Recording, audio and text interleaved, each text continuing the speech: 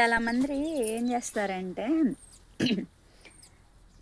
ఎవరన్నా ఒక ఇద్దరు వ్యక్తులు గొడవలు పెట్టుకున్నారనుకో, వాళ్ళు మగోళ్ళే కానీ ఆడోళ్ళే కానీ తల్లి బిడ్డలే కానీ బయటోళ్ళే కానీ ఎవరన్నా కానీ వాళ్ళు ఏం చేస్తారంటే పెండి కదా, స్నేహితురాలు కదా, సరే మనకి తెలిసిన వాళ్ళు కదా అని మన నోరు కొద్దిగా దురద వాళ్ళకి చెప్తాం.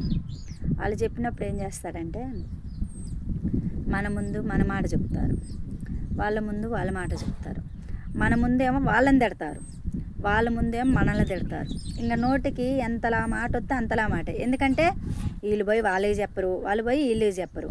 వాళ్ళకి వీళ్ళకి శత్రుత్వం ఉందిగా, వీళ్ళైతే చెప్పుకోరు, మనమైతే నోరు బారేయచ్చు వీళ్ళ ముందు వాళ్ళ ముందు అని ఫీలింగ్లో ఉండి వాళ్ళు తెలియదులే వాళ్ళ దాగబోదులే అని వాళ్ళని తిట్టడం, వీళ్ళ దాగబోదులే అని వాళ్ళ ముందు వీళ్ళని తిట్టడం.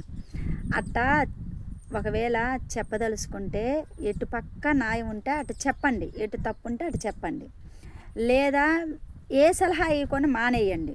అంతేగాని ఎద్దుకేగేసినట్టు ఒడ్డుకి వడ్డేసినట్టు మీ నోరు దురదకి మీరు మాట్లాడి అన్నారనుకో, ఇప్పుడు పెట్టుకున్న ఇద్దరు రేపు ఒకటవుతారు, మధ్యలో మీరే పతనం అవుతారు.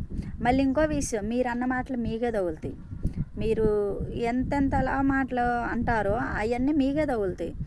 మళ్ళీ వాళ్ళిద్దరు కొట్టుకుంటే, సరే వాళ్ళిద్దరు కొట్టుకున్నారు, సరే తెలిసి అన్నదో తెలియక అన్నడో వాడు సర్లే అని వాళ్ళిద్దరికి సర్ది చెప్పి కలిసి ఉండాలి చేతుల్లాగా, ఇవాళ వస్తుంటాయి రేపు పోతుంటాయి ఈ చెప్పడం మానేసి ఏం చేస్తారంటే ఇంకొక మాట పుల్ల ఏ రకంగా తెచ్చి పెట్టాల పుల్ల అని వాళ్ళకున్న ఎటుకేసిన తగువులు కూడా వీళ్ళ మధ్యన రుద్దుతారనమాట.